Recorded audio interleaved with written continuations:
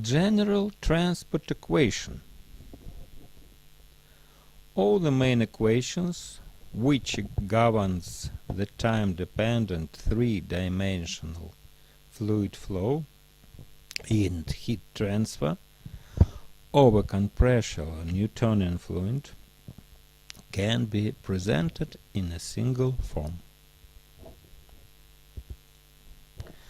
For example, let's consider the equation of momentum in a projection to an axis x.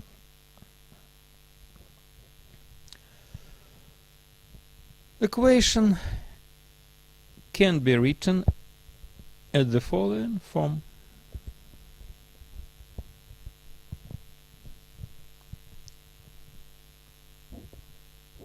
Using equations 1.35, we obtain from equation 1.91 the following expression.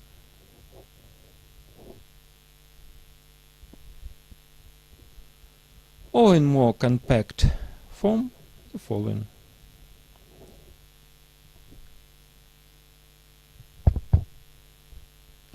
Now we can show in the table the conservative or divergence form of the system of all equations.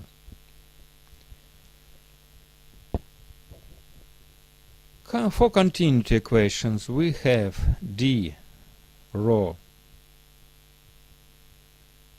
by dt plus divergence of rho v equals 0.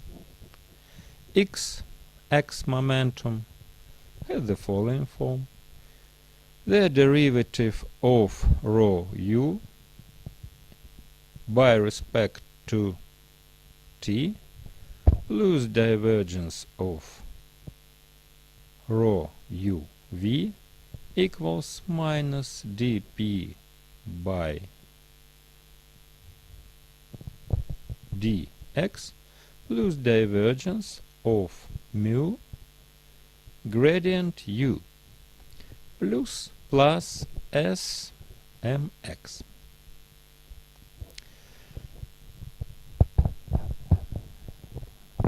Very much like the equations for y momentum, z momentum, and energy momentum, and energy equation is the following. D of derivative of rho e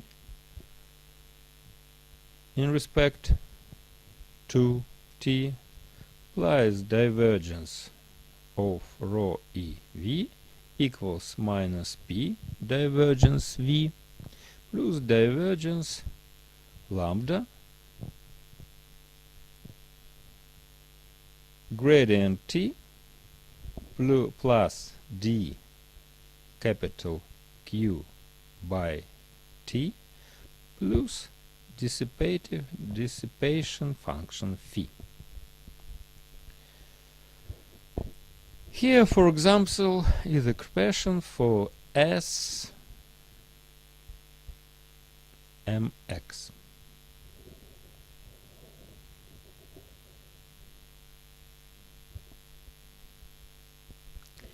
There are significant commonalities between the various equations. If we introduce a general variable phi, the conservative form of all fluid flow equations, including equations for scalar quantities such as temperature, can usefully be written in the following universal form.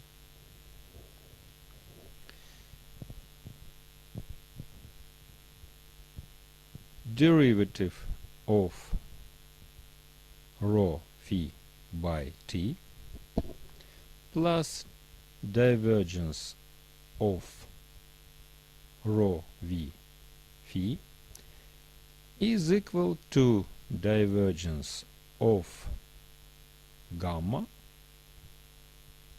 null operator phi or gradient plus s phi. In other words, we can say that the rate of increase of phi of fluid element plus net rate of flow of phi out of fluid element is equal to rate of increase of phi due to the diffusion plus of phi increase due to sources.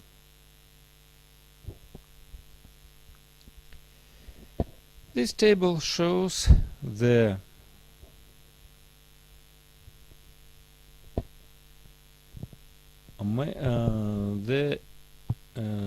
meanings of phi, gamma and s for different equations. For example, for continuity equation we have phi 1, gamma 0 and s 0. For energy we have phi, which equals E, gamma equals lambda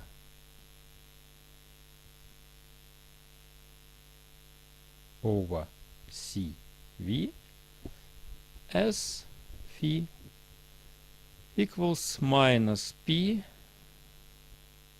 divergence V plus D capital Q by dt plus phi.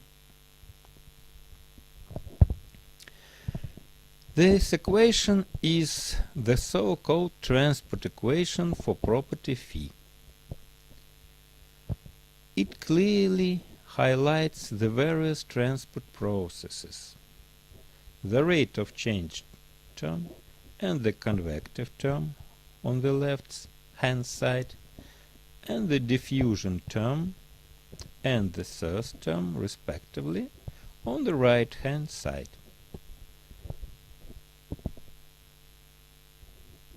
Note that equations 1.94 can be made to work for the internal energy equation by changing E into T by means of an equation of state. Equation 1.94 is used as the starting point for computation procedures in the finite volume method. By setting phi equal to 1 u, v, w and e, or t or capital E, and selected appropriate values for the diffusion coefficient gamma and source terms, we obtain special forms of table 2.1 for each of the 5 partial differential equations for mass, momentum and energy conservation. The key step of the finite volume method, which is to be developed in the next sections of our course, is the integration of equation 1.94 over a 3-dimensional control volume V, yielding to the following expression.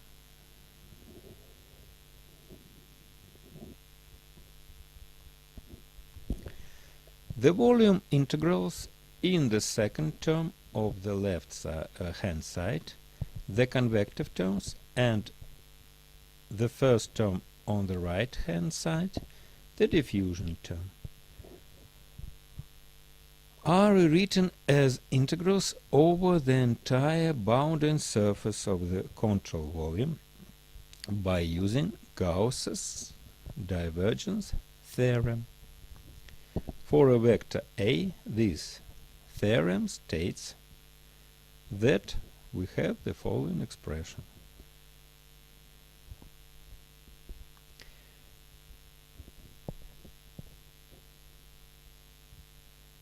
That the integral of the divergence of a vector A over a volume is equal to the component of vector A in the direction normal to the surface, which bounds the control volume summed over the entire bounding surface A.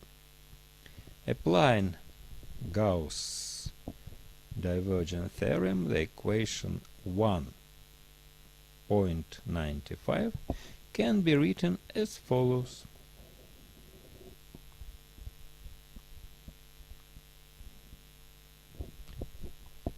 The order of integration and differentiation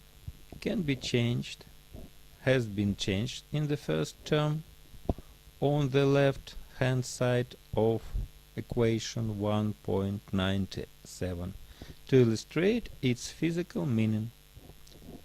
This term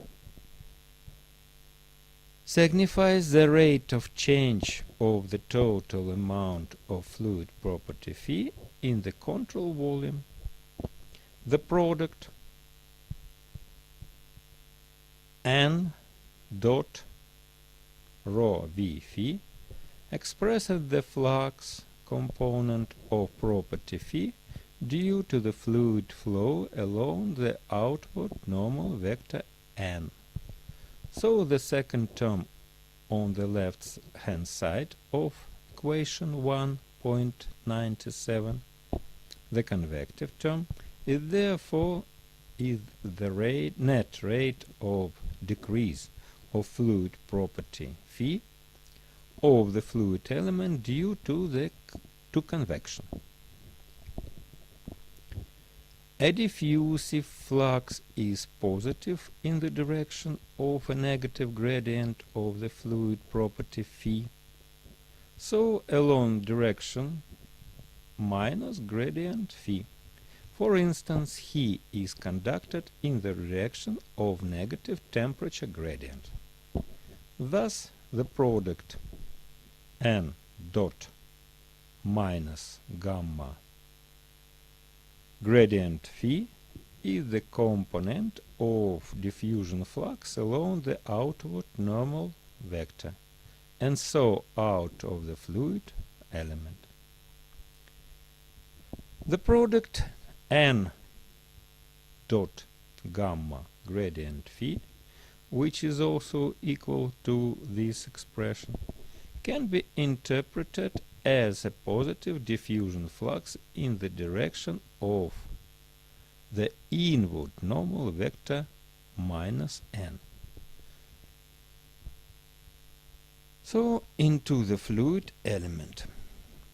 The first term on the right hand side of 1.97, the diffusion term, is thus associated with the flux into the element and represents the net rate of increase of fluid property phi of the fluid element due to diffusion.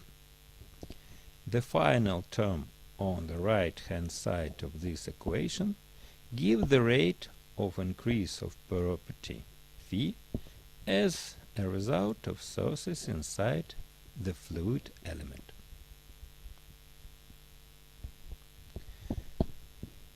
The relationship 1.97 for the fluid in the control volume can be expressed as follows.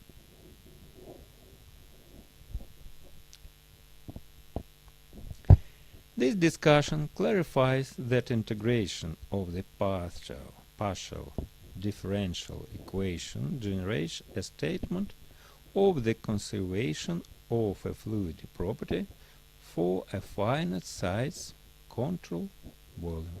This control volume is macroscopic.